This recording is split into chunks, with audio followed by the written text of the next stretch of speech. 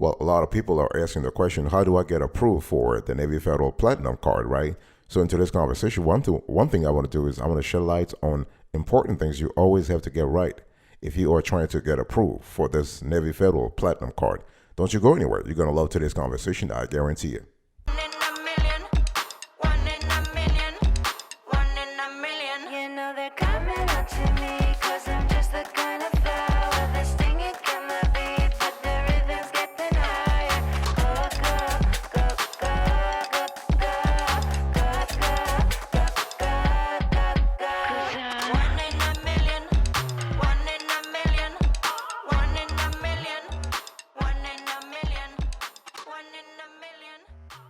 Welcome back, folks, to another edition of the Awesome Story Kiwi Show. How are you today? I hope you are doing fantastic.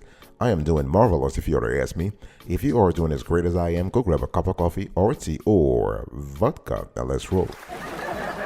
In today's conversation, I want to talk to you about one of my favorite cards in the Navy Fed umbrella, Navy Fed's umbrella. We have the Navy Federal Platinum card. Okay, so there are a few things I want to mention here that will help you always get the card. Okay. So the first thing I want you to really pay attention to is your membership recency. How recent your Navy Fed membership is, because the thing is, a lot of people are just they just joined the Navy Fed credit union, and after 3 months or 1 month or whatever, they just feel like, you know, I'm all gung ho. I just want to apply for this card. But I'm telling you, hold your horses, son.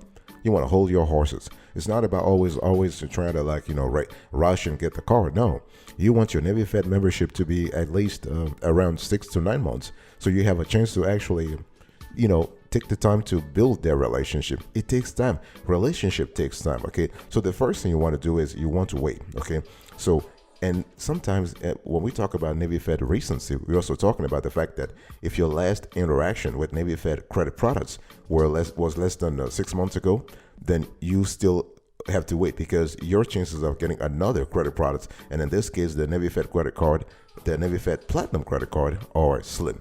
Okay, so what I'm trying to say here is that if let's say you just got approved for a loan or another credit card from Navy Fed, and you're trying to really not space things out, that's really bad.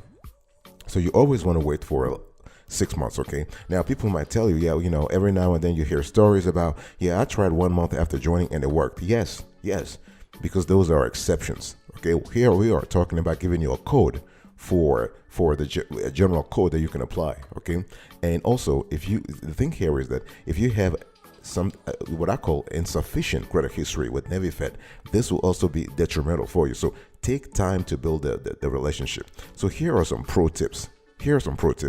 Two things you have to do. You always want to wait for 3 or 6 months. Okay, when you join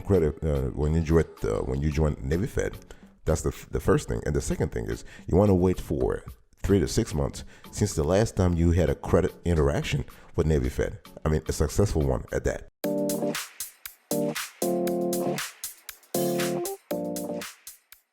The second thing I want you to do, if you always want to get approved for the Navy Fed Platinum credit card, is to pay attention to your cash inflow. Cash inflows are really important, because people are talking about, well, what if I'm not working, or what if, you might not have a full-time job, because cash inflows have nothing to do with a full-time job necessarily.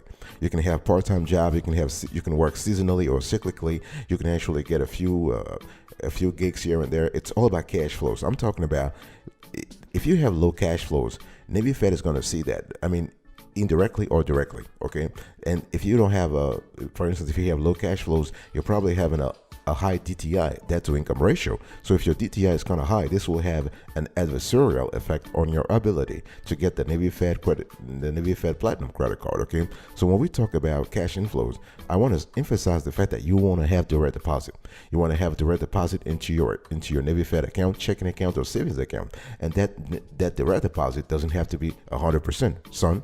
Okay, it's not about I don't care. I just want you to have something. I want you to have 25% into Navy Fed, 50%, because the good thing is you can tell your the HR company in your the HR department in your company to allocate part of your pay every period to Navy Fed, and that's important. That's going to do wonders. Okay, and if you have a low pay, this could also be detrimental for you. Low pay means you are making less than $18,000 gross every month.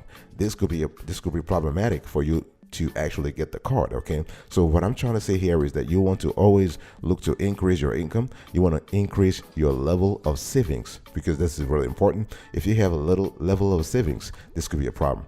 If you also have a weak relationship with Navy Fed, here I'm talking about general. So if you have a general banking relationship that is too new or sort of weak, in other words, you don't have enough accounts open with them, this could be problematic. So when we talk about multi-product relationship, in other words, a banking relationship, we are speaking about at least having 2 accounts. So we need to have what? Savings account and checking accounts. Those are really important. Okay, so money,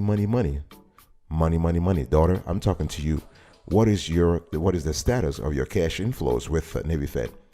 Are you making enough money? Are you saving enough money? Because it's not just about making enough money.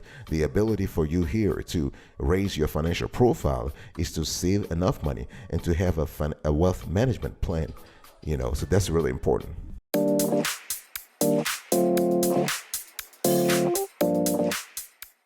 So your FICO score is really critical also. If you are trying to get the Navy Federal Platinum credit card, as well as all credit cards for that matter, you want to pay attention to your FICO score. I mean, that's just a self-evident truth, right? Piece of truth. What I'm trying to say here is that FICO scores are important.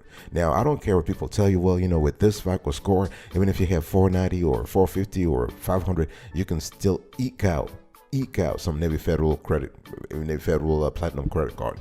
No, son, uncle, aunt, I'm talking to you. Grandpa, grandma, I'm talking to you. The whole thing here is that you want to be in a situation where you first work on your credit. You first fix your credit before apply. Now, the only exception here is if you have a strong relationship with Navy Fed. In other words, your savings are colossal. Your savings are big. Okay, so you probably have a bad credit score, but your savings, you are chilling. Your savings are good. This is the only time where Navy Fed is going to actually look the other way and not pay attention to your FICO score. Okay, but long story short, you want to actually be in a situation where you are working on your Navy score. You're working on your FICO score, raising it. Okay.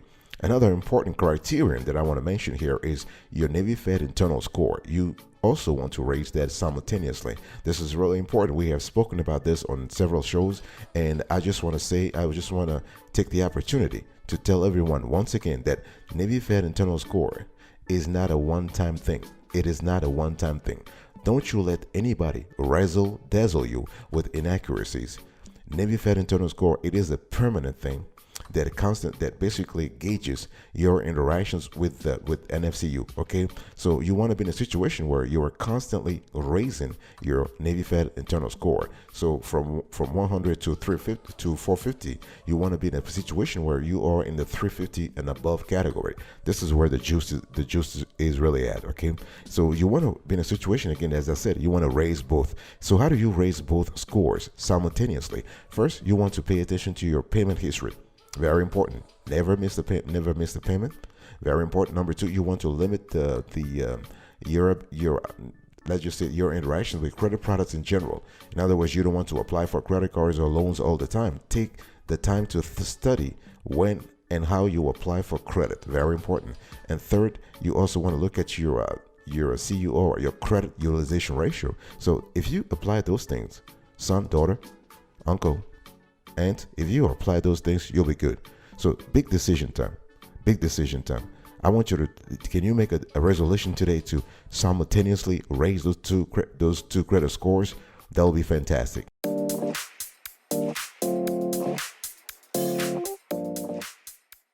The fourth thing I want you to pay attention to, and there is a strong correlation between those things, is your utilization. Okay, so when we talk about utilization, we are talking about you being in a situation where you are constantly reducing your credit utilization ratio. This is so important. Grandpa, grandma, this is so important, because if you have the thing is, a lot of people are saying, well, I'm just, I have a good FICO score. I'm paying my bills on time every month. Okay, that's good. That's good. I want you to continue doing that. But the thing is, if you have a high CUR, you know what happens? You are seen as someone who could actually have financial trouble down the road, because people talk about, well, a high CUR, I have it temporarily and it was all fine. Yeah, Yeah, it is fine, but it is a precursor. It is a sign. It is actually an announcing sign of financial trouble down the road. Okay, so if you constantly maintain a high CUR, I can tell you today, right now, and I'm talking about something that we have learned in the 35 years that we have been in this credit game. If you constantly maintain a high CUR, you are really running into chaos. Seriously. So the thing here is that that means, for instance, that you have too many expenses. I mean, you have too many expenses. You are spending too much on groceries. You are spending too much on entertainment. You are spending too much on dining out. You're spending too much on vacation. You are living beyond your means. You don't live within your means. You don't live within. You have to live within or below your means. I mean, this is really important. This is the key here. Okay, this is really the key. So and don't just pay the minimum due on revolving credit products. This is not good.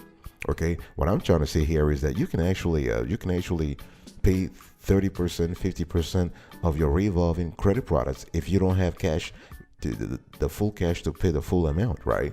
But you never want to pay just the minimum. Sometimes they tell you, well, as long as you pay us 3%, we're fine. Pay 3%, 5%, and whatnot. This is actually the wrong path to follow. Okay, I want you right now to make a resolution to say, you know what, if I can't pay the full amount, which is ideal, at least I'm going to pay 30% or 50%. This is very important. Okay, so here is the approach I want you to follow. At the end of the month, in other words, 5 days before the due date, before your due date, you want to see how much you owe on your Navy Fed credit card or other credit card. Okay, and you definitely want to pay more than 30-50%. Ideally, well, that's what we tell people. You want to make multiple payments throughout the month. So you pay like small amounts every week instead of just waiting for the 28th of the month and making a payment. You are making 4 small payments that at the end of the month actually accumulate to a larger amount. This is less painful on your credit. It's less painful on your finances, and that's the better way to look at things. I'll be right back right after this. Don't go anywhere.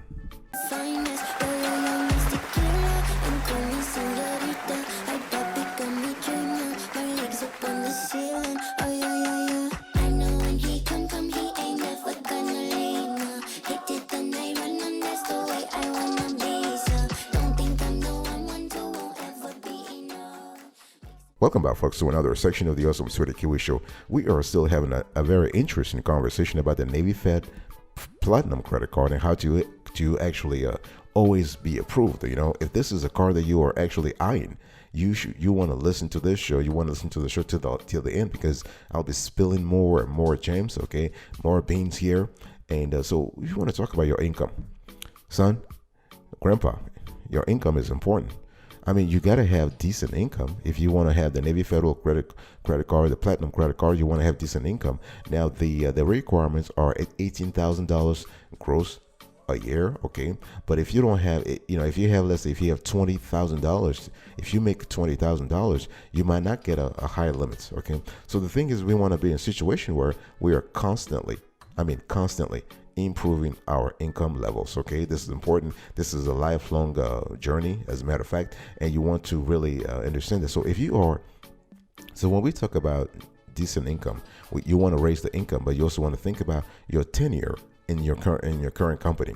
So you might not get a chance to actually be approved right away if you are recent, okay, in your employment, because Navy Fed look at your employment history to see the stability and the consistency. Okay, those are really important. So if you're constantly job hopping, if you're constantly spending 3 months here, 3 months there in companies, this does not signal a pattern of financial responsibility. It does not signal a pattern of a job stability, and this could be detrimental to you when it comes to your approval odds for the Navy Federal Platinum credit card and all other credit cards for that matter. So the bottom line here is you want to be stable. Okay, and when we talk about income, we're also talking about you having investments here and there. I'm not talking necessarily about the stock market. You could have investments in real estate. You can have investment in other places, in other walks of life. Okay, this is totally possible. Some people do Airbnb. Some people generate income from extra gigs, from side gigs. So those are really important, okay? So money, money, money, money, money, money, boss. I want you to pay attention to the money side of things and make sure that you have consistent income so that you can actually tell Navy Fed, hey, listen, I am chilling, I'm making money. You know, it may not be $100,000, but it is something, and it is consistent.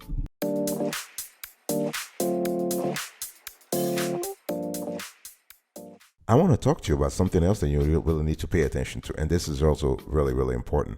So when we talk about, when we talk about your debt to income, this is another important element here. Your debt to income is really important when we talk about the Navy Federal Platinum credit card. Why? Because your debt to income is basically a criterion that gauges your ability to live within your means.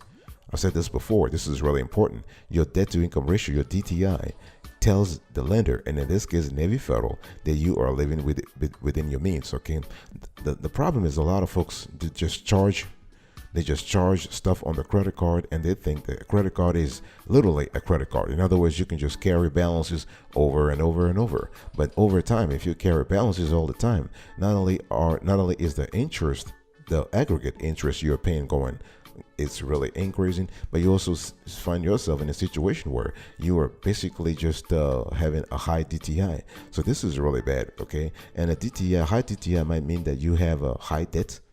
Okay, in other words, you're accumulating a lot of liabilities, which is not good anyway, because I don't care about the nature of the liabilities. People say, well, a revolving liability ain't really that serious. If you have an installment liability, that's really serious. No, a liability, in other words, a debt is a debt.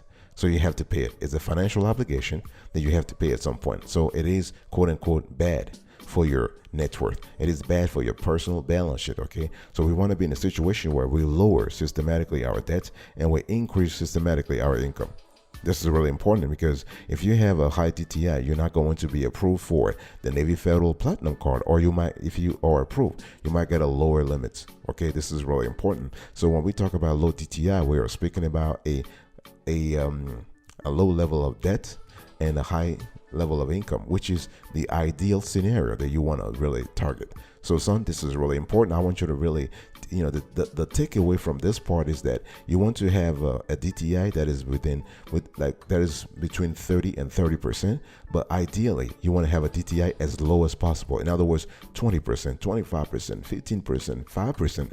Even. Okay, so big decision time, boss. Big decision time.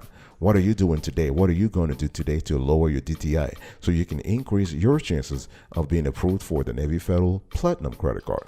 Those are questions that I want you to answer.